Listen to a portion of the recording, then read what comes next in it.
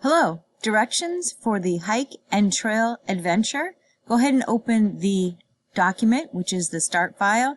You always have a preview of what it should look like as a finished copy. So go ahead and open your file. So right now, if you were to look at this document in preview, as one page, I'll make sure you enable editing and choose view, one page. All the font is the same size. You can also see that it's not centered vertically. So we want to make this letter stand out. So the first thing we're going to do is select the title, and from the Home tab you can increase the font size. This one right here, if you were to select it, you'd have to pick an exact number, and you can also see how it changes the size as a live preview. Or if you use this, it goes in increments of 2, so you can see it increase. So it's up to you how you want to find the right size. What you want to avoid is having it so large that it goes on multiple lines. So once you have a size, you can also choose a different font type if you'd like. You have many to choose from. And then you can choose a different font color so it stands out, and then put it in bold and center. It just moves slightly. You could, if you wanted to, add text effects, which is almost like word art, and you could add a darker outline to it. You have to keep going back and forth, add a shadow effect to it, and you could also add a reflection or a glow. I'll just show you the reflection, but I like the glow, so you can add a glow to it. Next, select the street address and the city and state, and we want to put this in the center. We also want it in italic. For the current date, select the current date line, and there actually is a feature that will put the date in currently, and then if you were to open this letter a week from now or a month from now, it'll have the current date. So Insert tab, and way over in the text group, you'll see date and time. Looks like a little calendar with a clock. And I like the third option.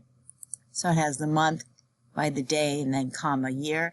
And then make sure you check update automatically. Otherwise it would stay February 2nd. And OK.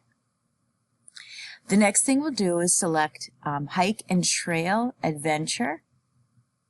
If you have trouble selecting just a certain amount of text, the old-fashioned way is to hold Shift and then just press the arrow key.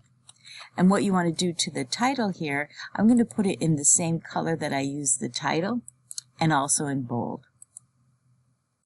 Next, for the adventures, a variety of attractions, select the list, and I want it in alphabetic order. So from the Home tab, in the paragraph group, choose A to Z. It's already set for paragraph, which means individual lines, text, and ascending, which is alphabetical, and then click OK. And then I'll also center, click away from it. The next thing I want to do is select See You Soon. So if I hold Control, just hold the Control button, and click any letter or word here, it selects the entire sentence. And what I want to do is put this in a fancy underline and change the color of the underline. So if you click this, you just get a plain underline. I don't have a plain underline because I just recently used this one. So it shows the most recent. Normally it's this as your default, but I did change it to this. So you could pick something else. And then if you want, you can choose underline color, so it stands out more.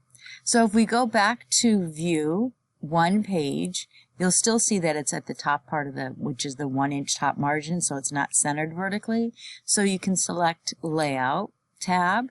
From the page setup, click the dialog box launcher, and then normally it's at margins, which are left, right, top, bottom 1 inch. Paper size, you usually never change that. But on the Layout tab, you want to choose Page, Vertical Alignment, and choose Center, and then click OK.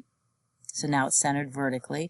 And I just wanted to share with you, while you're in here and you changed it to center, you could go right to borders from here and select a page border. You can select any page border you want, and sometimes you can change the color of the page border as well.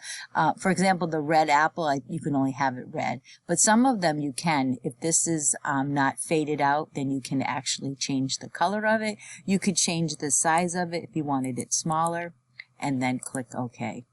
And if you want to in design, this is also where you can get page borders. You can select a page color. And that's a save and submit. Thank you.